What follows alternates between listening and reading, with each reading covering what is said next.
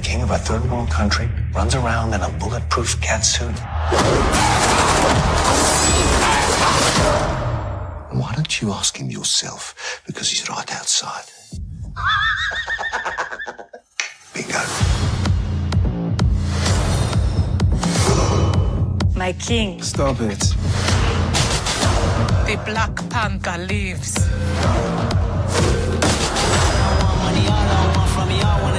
A war is coming.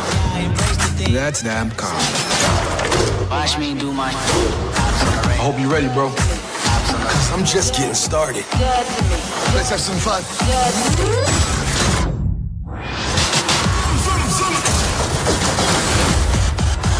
Show off. They don't wanna see me get into the shit. They just wanna see me swimming in the don't drown on ground with your head. They don't wanna freeze. I want your weapons. How you wanna play? Your secrets. Ops on the radar. It's all mine now. Is this your king? This ends today.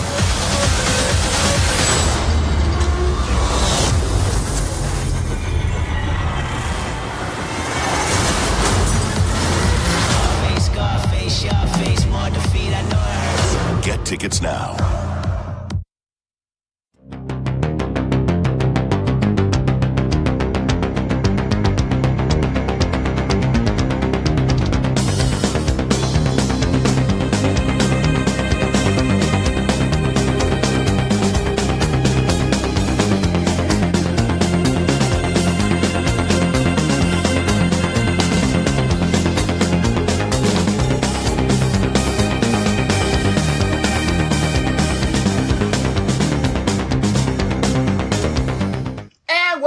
To an all-new episode of the Chronic Rift Podcast. It's February 25th, 2018. It's your old pal, John S. Drew here, and we've got another in-review episode, and I've got some of our Rift friends here to talk about some of the things we want to review.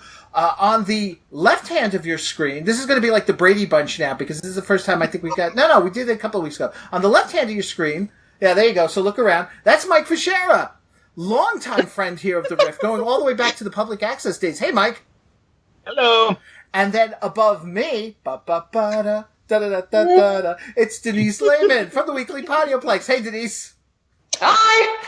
And as you can see, Denise is in a totally different time zone, as she explained to us. Mm-hmm. Well, we knew that, but I didn't realize how late. You're making dinner. So it's an in-review episode here, and as we always do, we've got some reviews, and we've actually got a new segment that we don't have a name for yet. We're working on it, but basically we're trying to bring back our kind of Andy Rooney segment, and we'll get into that at the end of the episode. But like we do in all these in-review episodes, we start things out by talking about some things we want to bring to the table. And I'm going to get the ball rolling here because I was so excited about this. I heard this on Michael Faulkner's The Weekly Podioplex this past week, the release of The Master, not just on DVD, on Blu-ray. They went and remastered, get it? 12 episodes, all 12 episodes of this very short-lived series about a ninja who takes on a protege. They travel the country in their van, and they solve problems while also being pursued by another ninja who is out to get revenge on Lee Van Cleef's character, the Master himself. It's a stupid show. I'm sorry. I know Denise was telling me it's a stupid show. It's an incredibly... But for me, growing up, it was one of those shows that I connected with my father. I mean, we watched TV together, but there was very little appointment television that my father and I had. Maybe the odd movie, MASH, we'd watch together. But most of the time... You know, it's like, oh, you and your Star Trek, and you and your Doctor Who, and I'm like, Dad, you and your Westerns, you know, which, oddly enough, I've come to appreciate now and have my favorite Westerns as well, but back then I never could appreciate them as a kid. But The Master was appointment television, which is kind of sad because it only lasted 12 weeks. But it is on DVD, it's on Blu-ray, remastered, they've got the trailers from the episodes, which is nice as well. I'm happy, and I'm going to continue this. I'm also sad on that same note, because we can get a 12-episode run of a TV series that isn't that good on Blu-ray remastered, we can't get the $6 Million Man and the Bionic Woman remastered. I don't get it. I don't get it. I said it a few weeks ago when I showed Battlestar Galactica. We did Battlestar Galactica now on Blu-ray remastered. And what did they also do, just as an added bonus?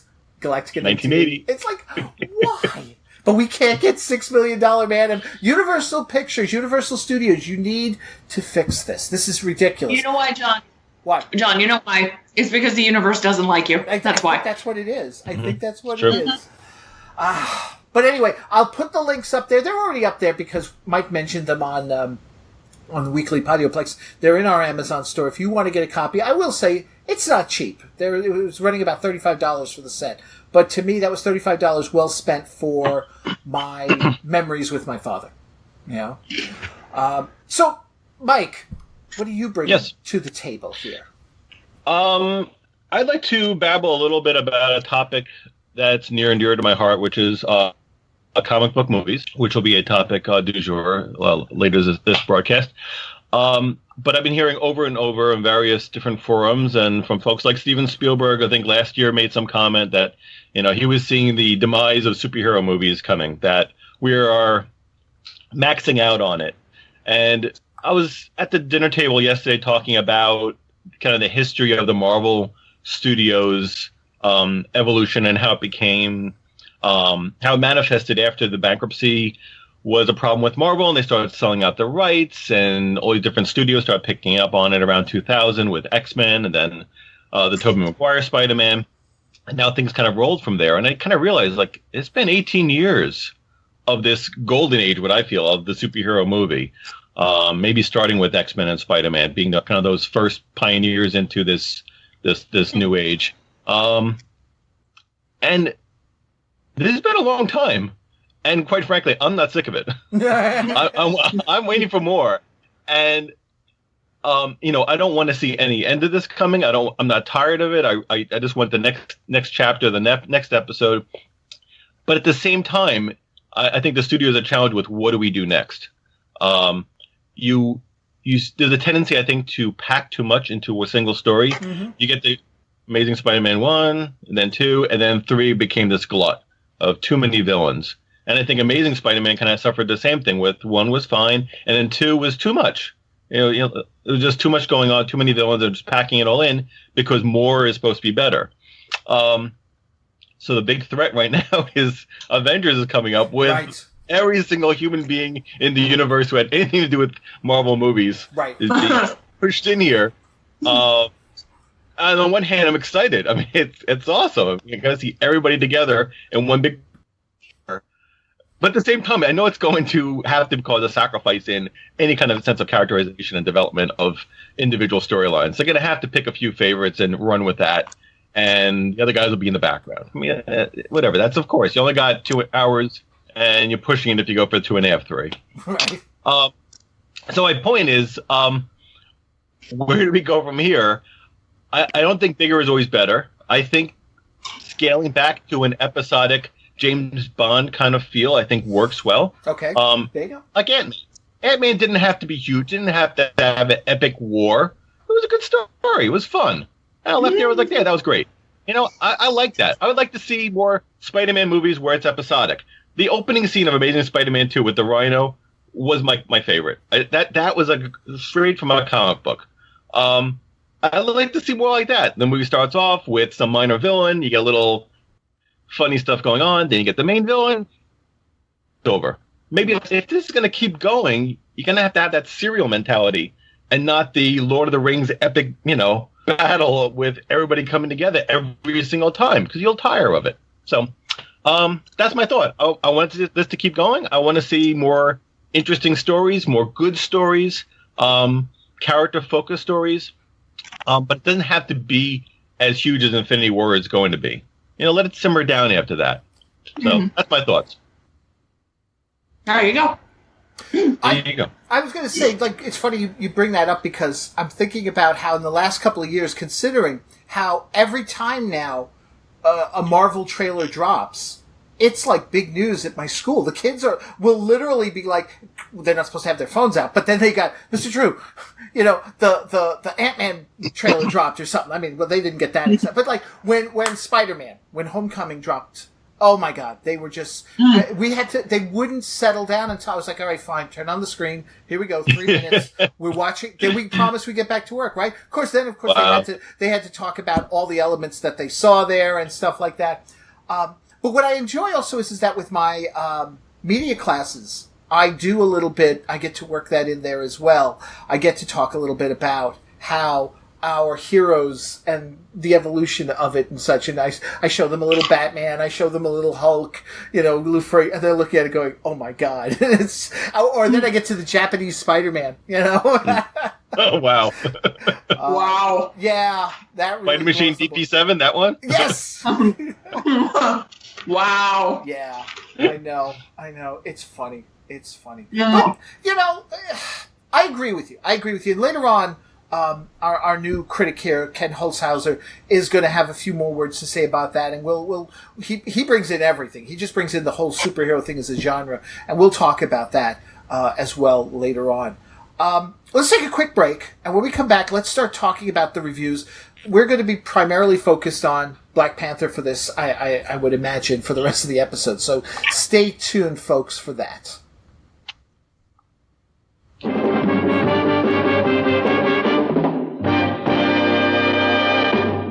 Emergency. Batman speaking. Warning all of you to brace yourselves for big news. The biggest. Tell them, Robin. Holy superlatives, Batman. It's really exciting.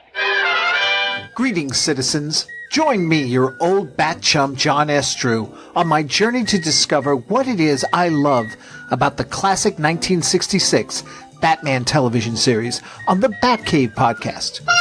Each episode, I'm joined by a guest host as we review the classic television series.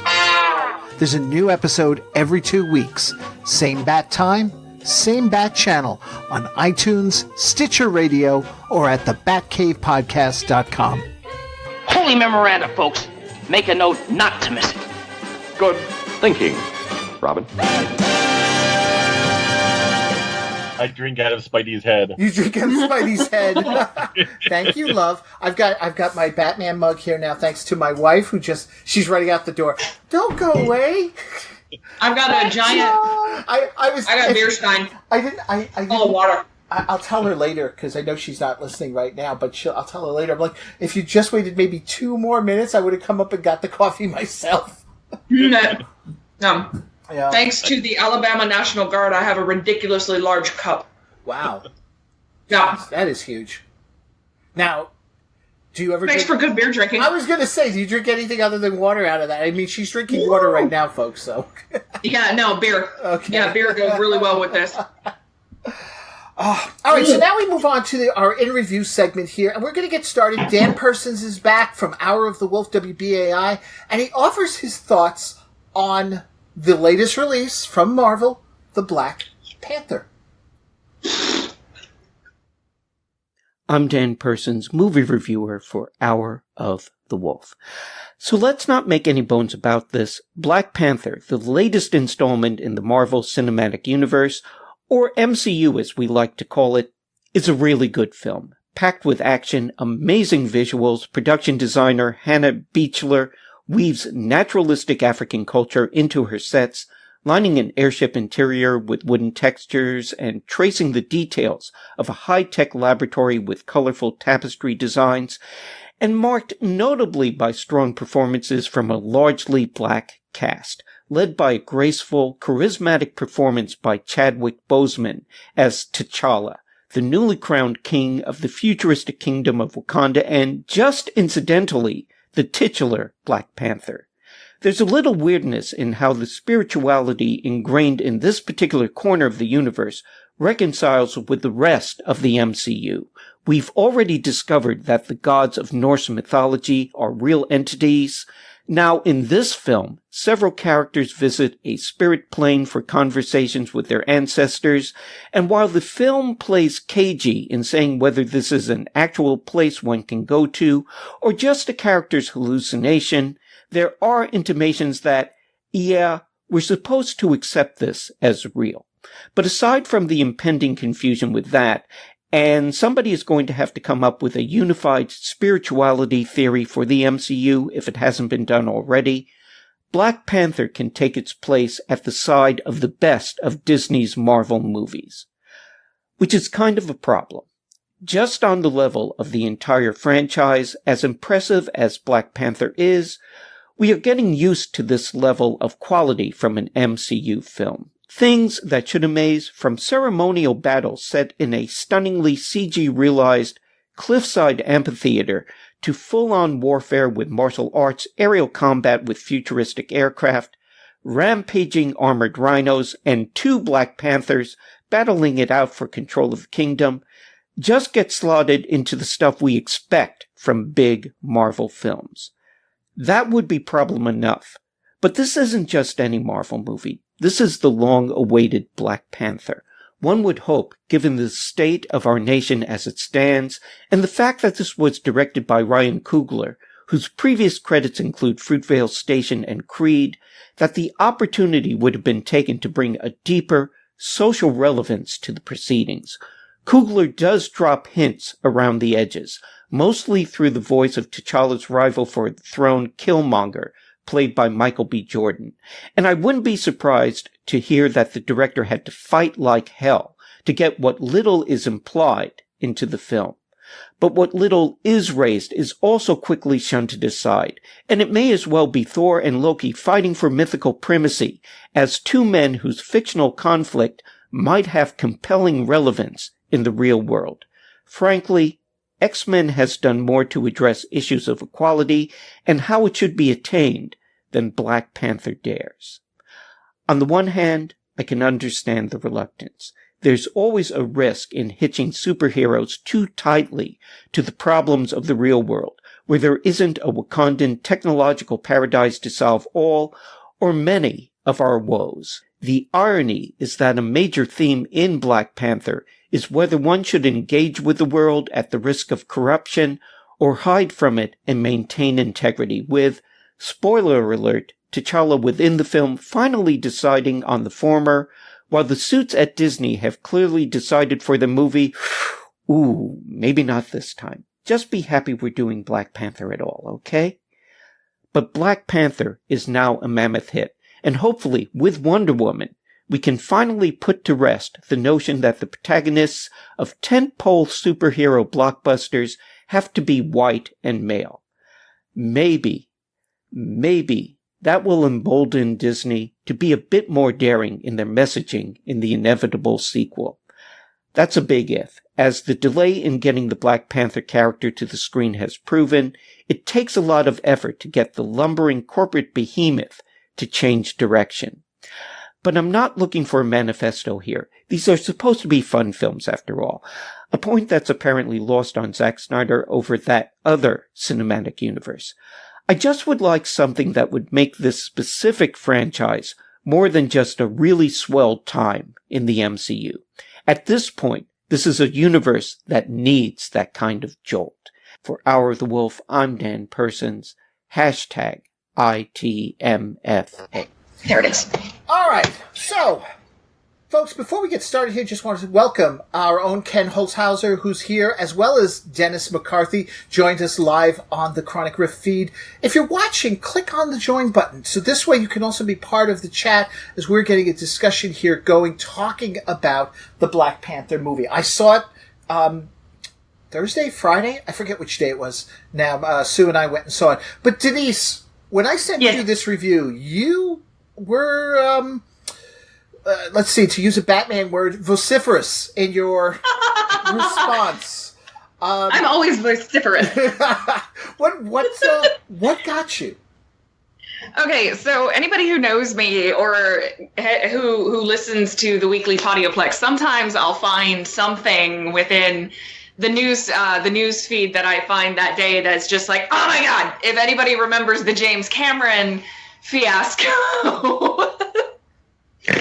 Oh God, that was funny.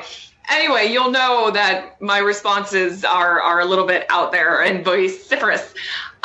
So when Dan sat there and said that Black Panther was not a social commentary, that Marvel did not do enough to make it a social commentary. I'm sitting there wondering what movie he watched, because the movie that I watched, it didn't necessarily beat you over the head with it, but it was very much 150 years of racial relations unpacked in a movie. 2 hours, from the way that Shuri referenced colonizers when she was talking to Everett, that's his name, thank you. When she was talking to Everett, to M'Baku, who was like, you don't get to speak, again referencing Everett. The entire movie was race relations, was this social commentary, was this Wakanda is basically this paradise, and you're sitting here high and mighty while people who look like you are dying in the streets. Why aren't you helping them? How this guy completely missed that? I don't understand. How did that happen? What the hell? Were we watching the same movie? I'm confused here. I got to admit, I was a little. I went back and I'm going, I mean, maybe he felt that it wasn't enough. I mean, well, that's what I think he said, was that it wasn't enough, and he was chastising Disney for, holding them back and stuff. And I'm hopeful that the second movie might actually, open it. I'm thinking how much. I mean, there's a lot more. There's a lot more you can unpack on this. Absolutely. Yeah.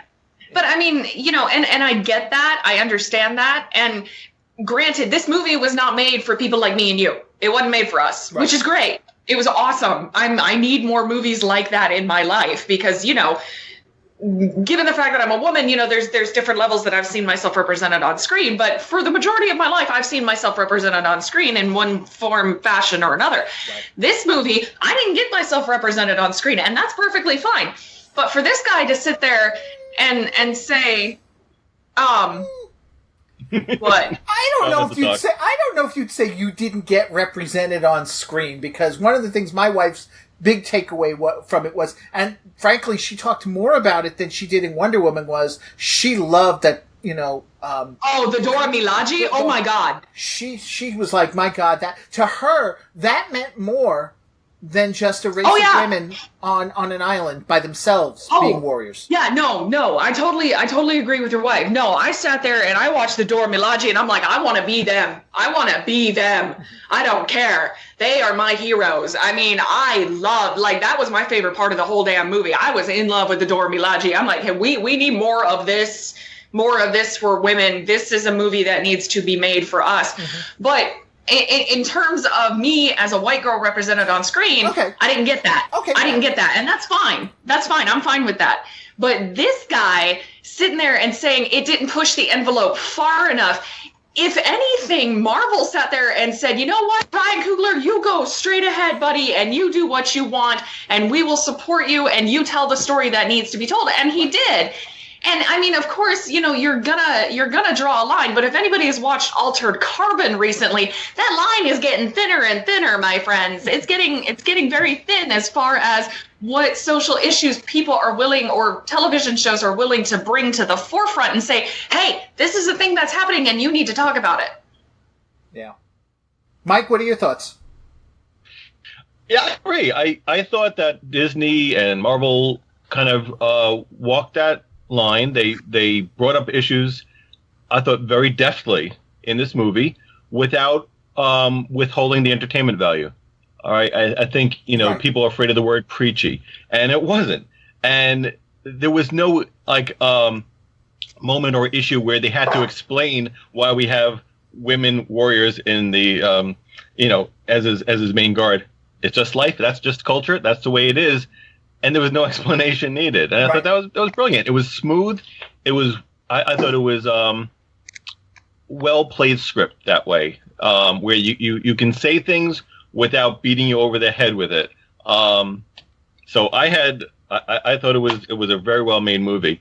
So I didn't agree with the review in that aspect as well. Now it's funny because I think about how before the movie came out, there was a lot. There was a lot of online, angst over this whole thing because we had, and I posted this joke on Facebook, our two Tolkien white guys. Excellent pun. That was it was a great pun. I thought when I saw that, I was like, I got to share this. But the thing is that it's since the movie has come out. Maybe I'm just missing it or something. It seems to have swept away, or at least it's like we've burned our anger beforehand. We've lit our torches and now we're going home. I don't know. It's like it seems. Am I missing something? Because to me, I don't know. Like you said, Denise, it was there. The message was there. The positivity was there. It didn't seem to irritate now that the movie's out there and we're talking about it. It doesn't seem to be irritating those who spoke out against it.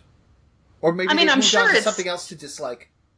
I'm sure it still is, and I'm sure that they've also moved on to something else that they don't like. But the thing about it is Black Panther is great because it came out and it said this is a thing, this exists, this is what's happening, this is the future, and and it ultimately it didn't care what the haters said. It told the story that it wanted to tell, and it was a uniquely African story. And for people to sit there and to say, oh well, the only two guys are white guys. The only white guys are, there's only two of them. Well, yeah, welcome to reversal. Welcome to role reversal. This is what your movies look like to somebody else. Right. Okay. And for me, again, and I'll bring this back to the Dora Milaje, and Wonder Woman. In Wonder Woman, there was a scene, and keep in mind, I graduated from animation school, so they take you in depth, and they teach you about all of this stuff.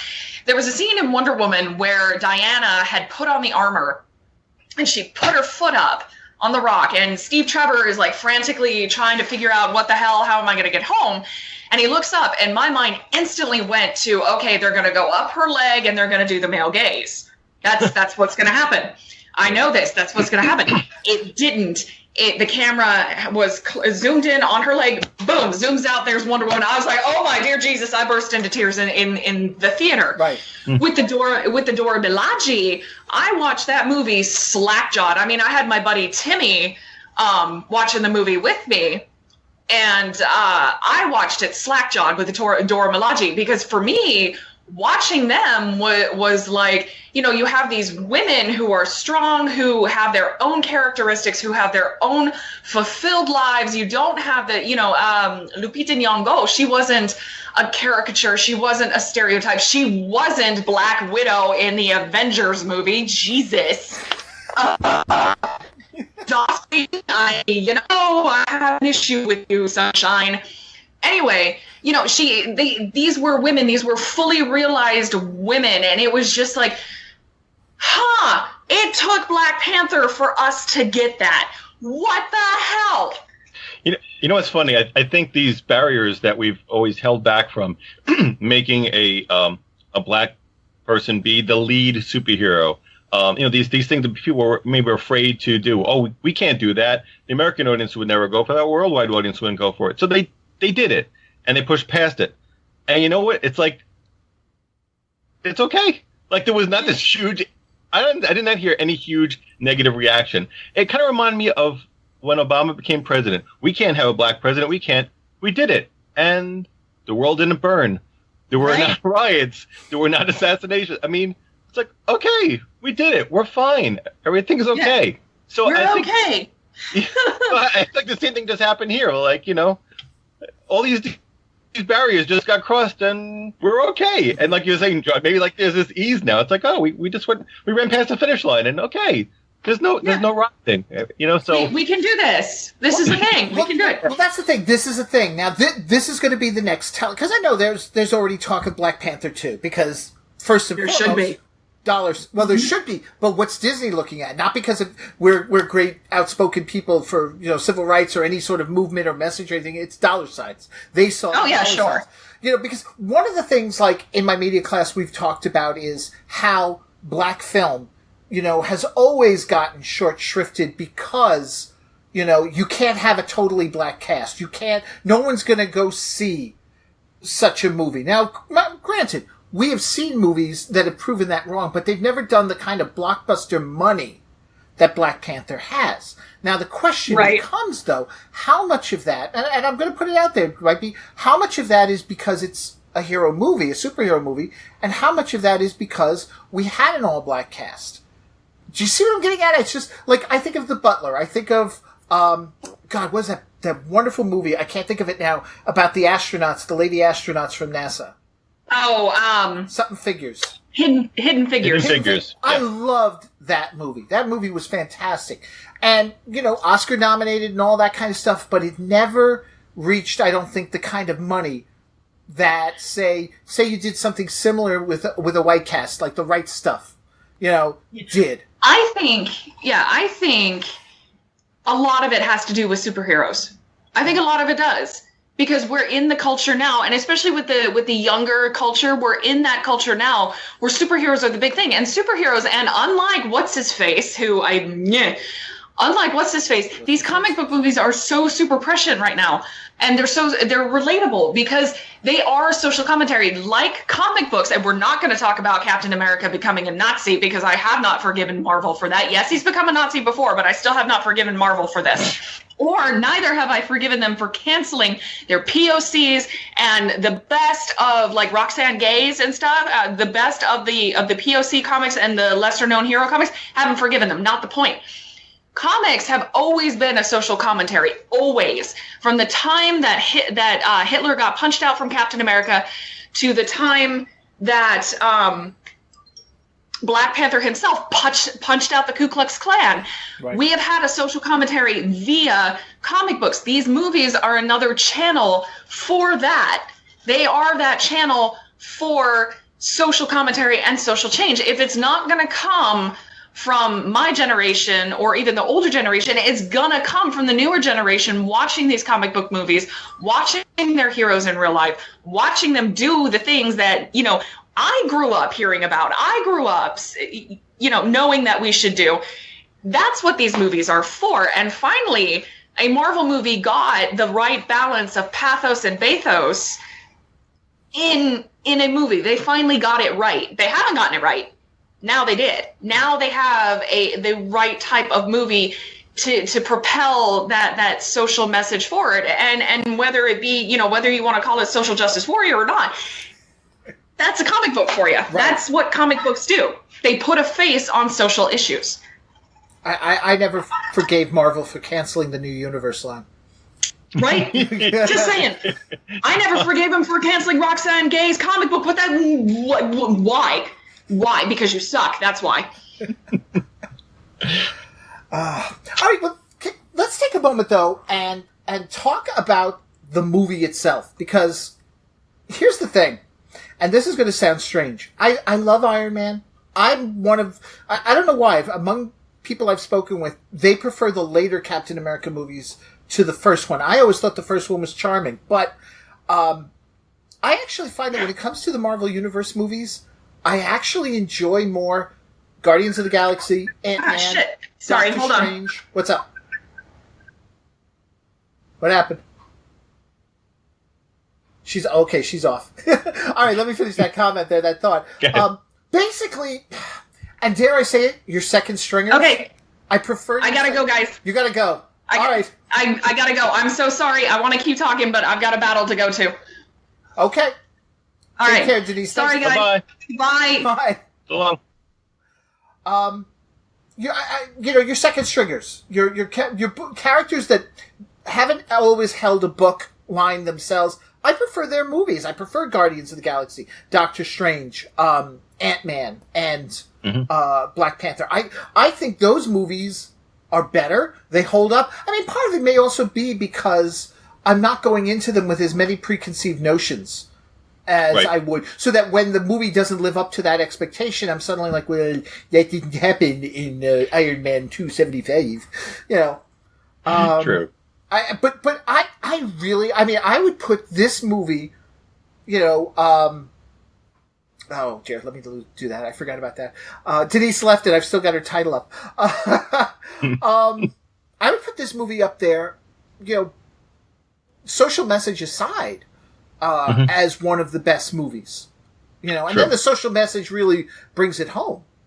Right, right. Well, I mean, I think to that point, I'm excited also to see the second stringers, the B list, get elevated to the level of getting the exposure they need. I think they're very interesting characters. They break away from the archetypes a little bit. They do different things. And just to see them get their day to shine, get the spotlight shined on them. To see what Jessica Jones has risen from a total obscurity, except for those in the comic book, fan world, to everyone knows the name Jessica Jones now. Yeah. I mean, it's fantastic. I mean, it's great on the TV side. So I agree. I think they are. There's a lot more interest, I think, going into these movies to see what are they going to do with these guys. How are they going to make these guys interesting and relevant? When they've just been on the B or C list. So yeah, I agree, John. Ken. No, I was going to say, Ken actually is, he's still with us, and he asked this question here for the group. Martin Freeman's character contributed little to nothing in the film, am I right? That character felt like it was a bomb to Disney. I don't know. I mean, certainly, yeah, quick instant reaction, you could say that. I actually, when I saw him, I looked at him as a poor man's Coulson. Oh wow! But I could see that. I mean, Claw, you get why he was there, and Claw's taken out halfway, which also shocked me. Another. Sorry, folks. By the way, forgot to tell you when we came back from break. Spoilers. If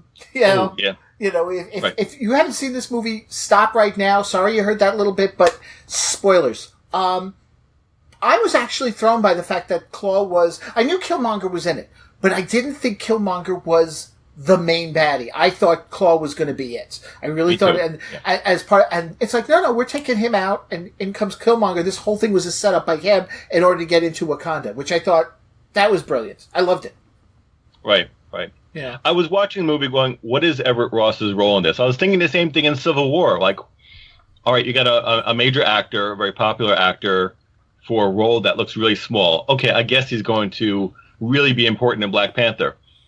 And he has a role.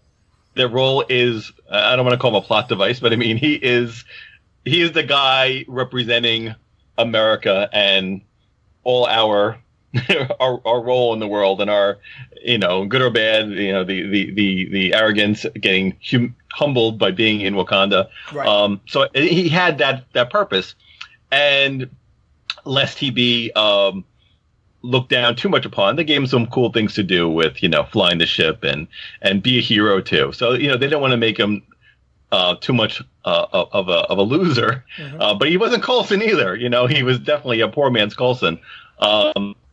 But he served a very important purpose. The one that breaks through from the outside world and said, all right, well, now that we know about you, what are you going to do about it? Go keep under your shield, or, share your vibranium with the rest of the world. But was he the most likable character? Not really. Not really. No. Did he have charisma? Yeah. Not really. Maybe he wasn't supposed to. I mean, there was definitely charisma in this movie. There was a lot of charisma to go around. Yeah. I mean, so this was a likable cast. I mean, he was almost, the little guy. You pat him on the head. All right, move on. Well, there's the thing. You're in the way. Well, that's the whole thing. And again, because because I'm looking at this from different permutations and stuff.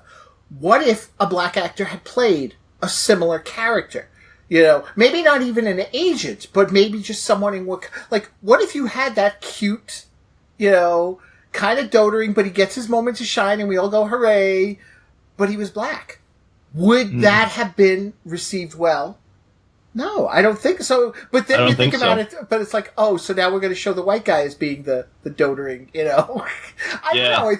I get what Ken's saying, though. It's right. He serves almost no function. And think about it now, you might almost say it's the thing that sort of weakens Black Panther's resolve, T'Challa's resolve to step out into the world. Okay? I mean, ultimately, in the end, he learns his lesson really from Killmonger and such, and with the whole thing with it's like the world is out there, you're ignoring them, you can't keep doing that. He learns that lesson, but then there's that whole thing of like, well, he knows too, he knows what's going on. So what do you do? Right. He's got a duty to his country. He's not going to sit there, go back and go, Look, I think if you took him out of the movie, I think it falls apart. I think you needed his role for this to become a global issue from Wakanda to the whole world. Without Everett Ross, I don't think that happens. I mean, I think if it was just Killmonger coming in to get his seat on the throne and lead a worldwide revolution, and he's defeated, back to themselves, back to life as usual. Right. But Everett Ross was necessary, I think, to say, America knows about you now. Well, what are you going to do about it? Right. So, the guy's getting an action figure. Well, how sad is that he's getting an action figure? Okay, to go back to what Denise was saying earlier. Well, not just a claw's not, but how long did it take them to get us Black Widow? Yeah. Who's an actual superhero, but the little wimpy white guy is getting an action figure. That's crazy. Yeah, he's in a 2-pack with Killmonger. They just revealed it last week. Oh my god, that's funny. And you know what, John? He's a spot at Holston, by the way. Just throw you for that link. You know what the thing is, though? I will say this much when it comes to the white man in the movie. I loved Claw. I loved him because Claw was always one of the most annoying comic book with his costume and the stupid thing at the end. I was actually sad to see that they killed him. There you go. I mean, that was just, but here he's just this badass. He's nuts. He's absolutely nuts. And Andy Serkis is just playing him to the hilt. I loved it. Yeah, I was watching, going, is this guy over the top? Is he taking over too much of the scene? And I was like, no. I think I was just enjoying every scene he was in, and I really wanted more of him. I thought, I want to see him get transformed into being of solid, sonic powers, and whatever Marvel did their more grounded take on him. I thought he was interesting. I thought he was nuts. I thought he had a backstory that made sense and gave motivation. He's greedy. He's been a pilferer and exploiting their country. I would have liked to have seen some hints about how him or his relatives, maybe his father, was involved with getting vibranium back to the States to create Captain America's shield. Because somehow they got a chunk of vibranium to make that shield. And how did they get it? So something happened somewhere along the line. And, I was kind of curious if they were going to hint at that at all. But I guess we'll never know. But for now, they got another 50 movies to make, so who knows? Right. Something else, too, also to add to the representation of women, just to also backtrack a moment there, because I was also thinking about this, and I meant to say it while Denise was still with us. And I'm forgetting her name now, her character's name. T'Challa's sister. Which one? Shuri. Okay. Shuri. I mean, there again, and I've seen now some pieces written about this, how wonderful it is in light of, this whole thing with the push for science, STEM, and all that we have a young woman being the lead scientist in the whole thing and developing all the tech. Yeah, she was the Q. Yeah. I almost hate to say that because, I mean, because she wasn't. She was so much more than that, She was more capable. She was more involved. I mean, she was behind the scenes. We tend to put things in little boxes and categories and types and archetypes and all that. So when I was watching it, I was like, oh, she's guy in chair. That ever hear that trope? The guy in the background. But she was a very active gal in chair, who was involved in helping out actively, virtually, from the safety of her own lab, getting our tech gadgets together. It was a great combination, and plus she's royalty, so she's got all this stuff to her, and she's got an attitude, and she's got kind of the attitude of the smart mouth teenage kid sister with the high tech brilliance of Q. And she's, getting involved in the action too. So it was a great combination of all stuff coming together. So that's why I hate boxes, because she's not just put into a little category. She was a lot of things. Same way with Black Panther. He's a lot of things all pushed together. Is he Iron Man? Is he Captain America? He's got tech. He's got superhuman abilities. Is he Thor because he's royalty?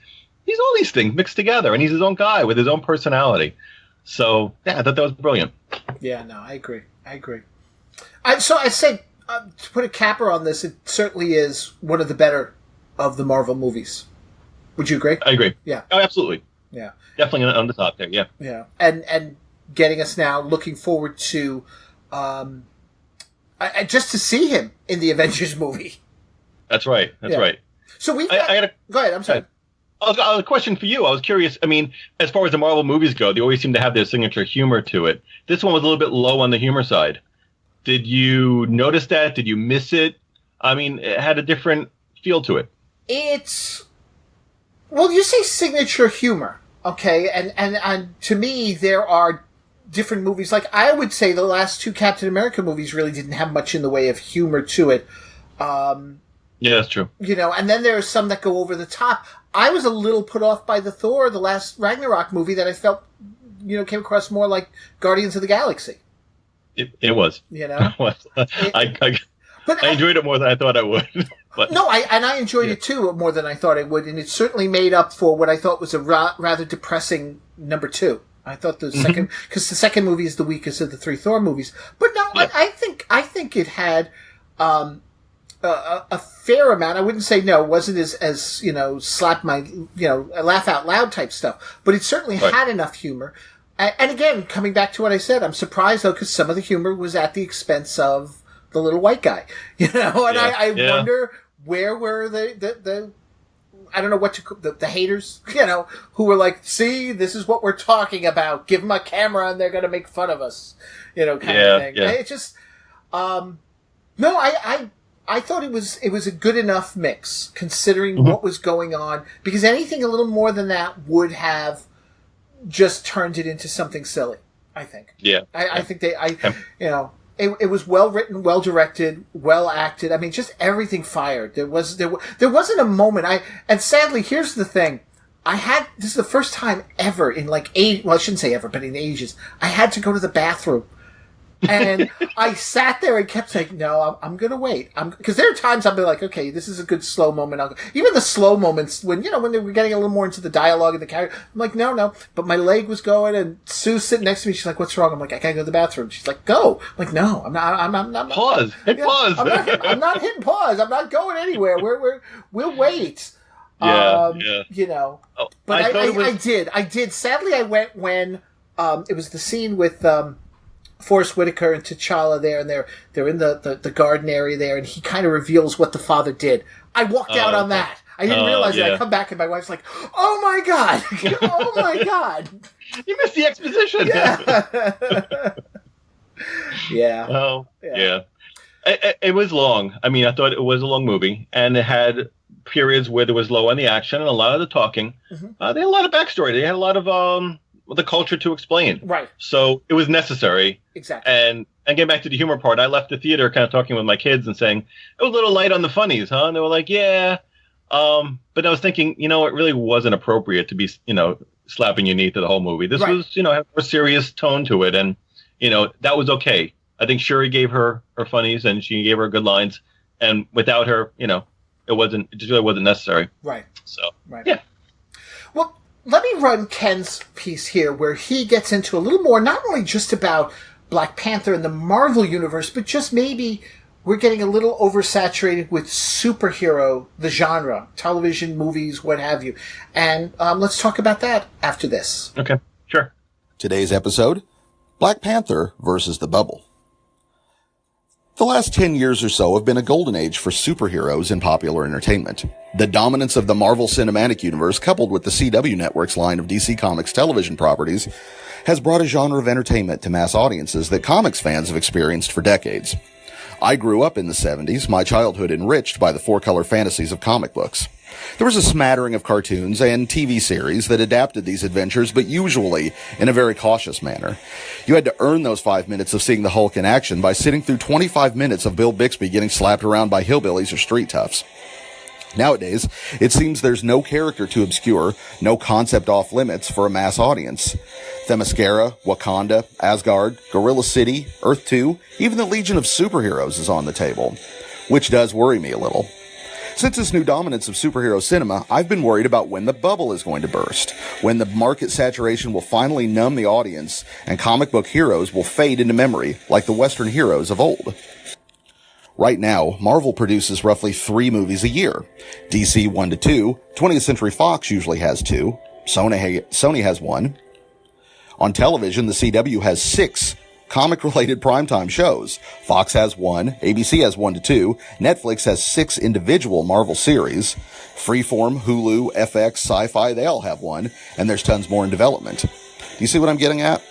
Every time a new project is announced, I wonder if this will be too much. Will Sci-Fi's Krypton series be the wafer-thin mint that explodes the genre like Mr. Creosote's? Over the weekend, I saw Ryan Coogler's excellent film, The Black Panther. Longtime comics fans are well aware of the concept of house style, the idea that DC and Marvel Comics in particular had periods in their publishing history where the entire line of comics look homogenized, uniform. And it's not a new concept. Certainly the Silver Age of comics of DC and Marvel labored under that in to make the books overall look like Carmine Infantino or Jack Kirby, respectively. The 80s and 90s, as I recall, was a heyday of house style and bland product. Again, my comics reading began in the 70s. Neil Adams, Denny O'Neil, Steve Englehart, Chris Claremont and John Byrne, Frank Miller, Steve Gerber. It was a new sensibility that shook up house style and made comics more dynamic. Which returns me to the bubble. The inclusive nature of Ryan Coogler's Black Panther, much like Patty Jenkins' Wonder Woman film of last year, brought a new dimension to superhero storytelling, certainly. But the biggest contribution is that Ryan Coogler is a great filmmaker allowed to make a great film and not just product. Look at DC's output. Man of Steel, BVS, Suicide Squad, Wonder Woman, Justice League. Which of these movies stands out as a quality film by a quality filmmaker? Which feel like product? There are a great deal of Marvel films that are certainly entertaining, but exist as product to fill the gap until the next film comes along. Is the public demand that strong for another Ant-Man film? The Black Panther has shaken up the house style by being a complex, emotionally grounded film while giving audiences a world they haven't seen before. A world they would like to live in. The realization of Wakanda and its culture breaks the mold of superhero films. It's art, not product. It's time for DC and Marvel films to do what comics have done for years and allow a new group of artists to shape the art. Commerce will take care of itself. Fads always fade. But art endures. So here's the thing. It's funny because, and I'm going to play the bad guy here and say it. It's like, because Dan kind of alluded to it too in his review, but he was talking about the Marvel Universe in general. Where did this come from? I mean, I've always wondered too, how far can we push it and stuff. But why are we talking about it now during the success of, like, where was this discussion at the end of Spider-Man? You know, let's talk about, have we got too many superheroes now? Here we've got Black Panther. But there is something to it, because then when he gets into the whole CW, Hulu, Netflix, I mean, I just started watching The Runaways the other night. Have you had a chance to see it? I'm going to start it this week, actually, yeah. I have to get my Hulu subscription going, yeah. It's slow going, that first episode. You got to be patient with it. It's the ending that'll hook you in, and then you'll say, all right, I'll give it a try. Yeah.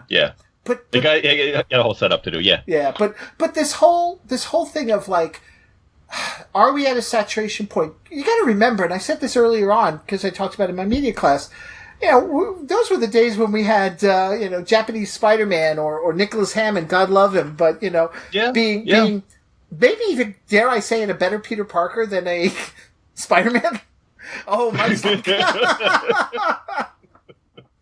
Oh, Mike. There was no charisma. Come on. Stay tuned for the Spider-Man Podcast 2020. Okay. No, I love Nicholas Hammond for what he was, but, you know, there was so much lacking that we can do now with all the special effects and the technology that we can actually make and realize a guy swinging through the streets of Manhattan instead of being pulled up by a rope like Nicholas Hammond already stuff. Or the one stationary, not stationary, but like stock footage shot they would have, it was always the same one. He seemed to get away by swinging from the same building. That's right. Or how many times they do the jumping shot in reverse, like Wonder Woman and Hulk would do, you know? Those? Yeah. Or how many times he fell off a building and managed to set his web so that he'd land in the same alleyway. They all look the same in that. But there is something to this whole thing of like, okay, I get it. Yeah, there's a lot. And there's a lot to consume. I've missed things. I haven't seen Legion at all. I don't know if I'm going to have time to do it. You know, I don't worry so much about the saturation as the quality. You know, and to me, the movies continue to maintain a high quality as far as I'm concerned. I'm not as impressed. I've got to be honest with you. I'm not as impressed with, and you and I have talked about this with the Netflix shows. I didn't care for Defenders and Iron Fist all that much. Punisher, I gave up after 2 or 3 episodes, more so because of the violence. It was too much for me. My wife watched it through to the end, but I couldn't deal with it. I loved Iron Fist. Not Iron Fist, Power Man, Luke Cage. Yeah, I love Luke Cage. And of course, Jessica Jones. Although, you know, I think Jessica Jones could have actually done with maybe 2 episodes cut, because after a while the mind games got a little boring, but it was a good arc overall, I thought.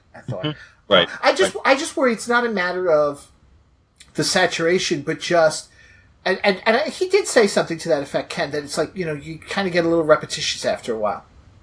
Right. There is that risk, and I think for those of us who care so much about these characters, we don't want to see them done poorly. Right. And, you know, to the point where it's ad nauseum, where I don't want to experience going into a Marvel movie and go, I'm going to start yawning.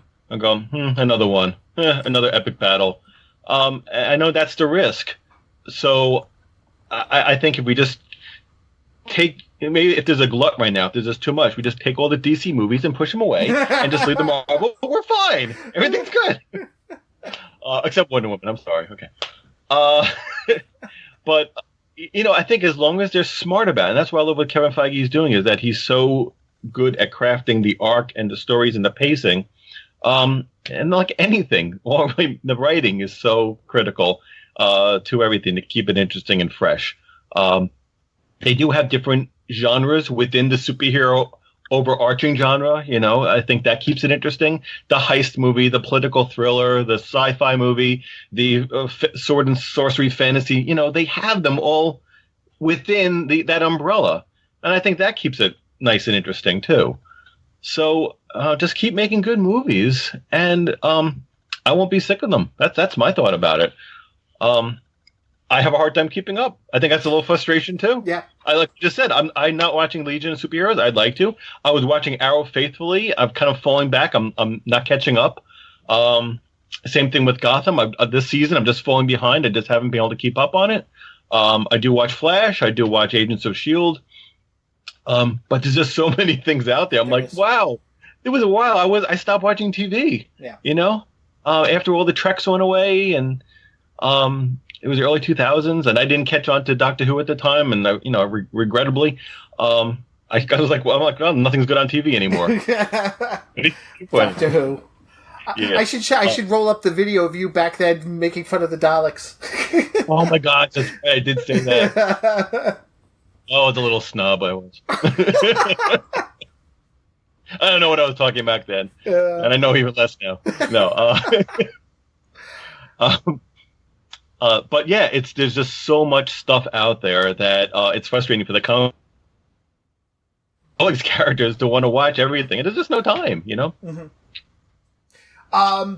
Now we've only got like a couple of seconds left, Mike. If people want to continue this conversation with you, how do they go about doing it?